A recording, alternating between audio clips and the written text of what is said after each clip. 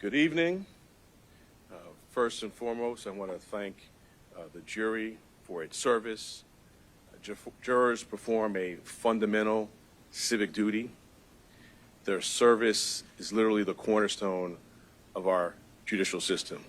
We should all be thankful for the careful attention that this jury paid to the evidence and the law and their time and commitment over these past several weeks. 12 everyday New Yorkers, and of course our alternates, heard testimony from 22 witnesses, including former and current employees of the defendant, media executives, book publishers, custodians of records, and others. They reviewed call logs, text messages, and emails. They heard recordings. They saw checks and invoices, bank statements, and calendar appointments. This type of white-collar prosecution is core to what we do at the Manhattan District Attorney's Office.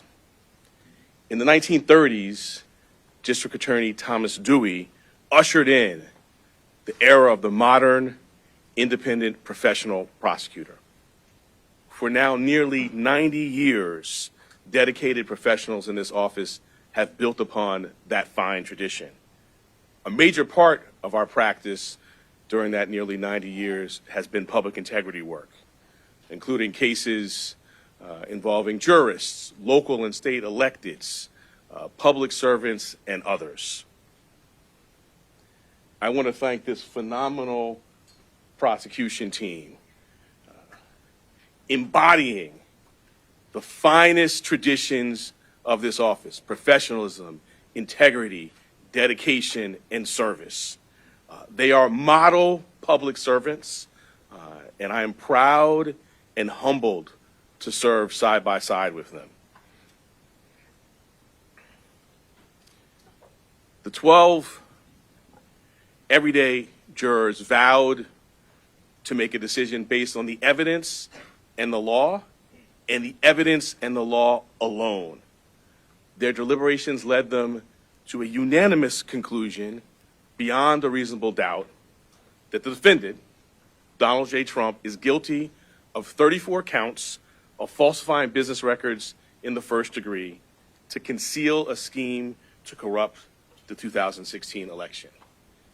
And while this defendant may be unlike any other in American history, we arrived at this trial and ultimately today at this verdict in the same manner as every other case that comes through the courtroom doors, by following the facts and the law and doing so without fear or favor. I want to conclude by expressing deep gratitude to the NYPD and the officers of the Office of Court Administration for securing the courthouse, all of our safety, making sure that the courthouse and all of the other matters that are important in their own right continued seamlessly. They will continue to be and have always been incredible partners. Thank you.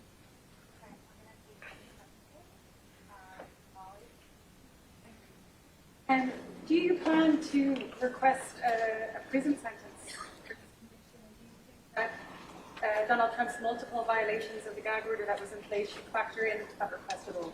The judge scheduled a sentencing for July 11th. We will speak in court in that time. He also set a motion schedule. We will speak in our court filings as we've done throughout this proceeding.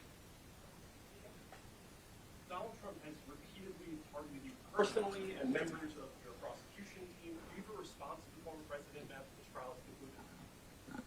I do not. In February, you decided not to bring a case against Donald Trump. You criticized them. You were criticized when you indicted him in March 2023. You were criticized when people really started to understand that case. How do you think of all that now, seeing the results of that? Can you kind of put that in context of your personal history? I did my job. Our job is to follow the facts and the law without fear or favor. And that's exactly what we did here. And what I feel is just gratitude to work alongside phenomenal public servants who do that each and every day in matters that you all write about and make the press, and in lots of matters that you don't. I did my job. We did our job.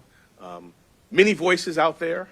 The only voice that matters is the voice of the jury, and the jury has spoken. Last, Mr. Steinglass, many people said the prosecution was masterful and flawless. Just want to know how you feel at this moment. Sorry. How do you feel? Mr. Steinglass, I think some of you probably saw him speak for a little bit the other day. So he's done his job, as has this team. And he just told me, tell him how I feel. I think you said that. I will just say enormous gratitude. You know, our system, I talked about the jurors at the beginning of my remarks. We have a phenomenal system. 12 everyday New Yorkers.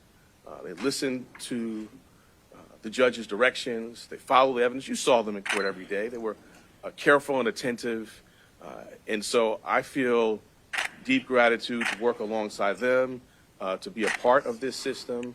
And I just want to echo that this is what we're doing every single day. I mean, during this trial, just this week, right, ghost gun indictment, Grimaldi's wage theft plea resolution, sex crimes, convictions, all sorts of work that's being done by phenomenal public servants. So we're before you today on this obviously consequential matter, but this is what we do every day. We follow the facts and the law without fear or favor. If a jail sentence is in the cards, it is likely that Trump and his attorneys would seek a stay on enforcement of that sentence pending appeal. If that were the scenario, would your office object to staying the sentence? I'm going to let our words in court speak for themselves when we get to the sentencing matter. I'm not going to address hypotheticals. They raise arguments, we'll respond. And I think your question really underscores an important point. This is an active, ongoing matter, right? We have other phases of this going ahead. We will continue to do our speaking about this matter, about issues like that in court. All right, last one. From day one, kind of the viability of this case has been questioned in all sorts of media outlets, all over the place, including from the defendant himself. Can you respond to any of that, how you feel now that you've gotten the conviction? So my response, again, is I did my job. And I think particularly I talked about the history of the office. My personal history, I started as a prosecutor in 2003 in the Public Integrity Unit in the New York State Attorney General's office. I served also in the Public Integrity Unit in the Southern District of New York. These are kind of cases I've done personally, and it's a hallmark of the tradition of this office that I'm proud to lead. And I don't want to go into the whole body of litigation, but we now have a federal court decision ruling on the legal theories. We had a state court decision on the omnibus motions. But most importantly, today we have the most important voice of all, and that's the voice of the jurors. They have spoken. Donald J. Trump has been convicted of 34 counts of falsifying business records. Thank you. District Attorney, your office has been investigating this case since 2018. Are you concerned about retribution if Trump is elected president?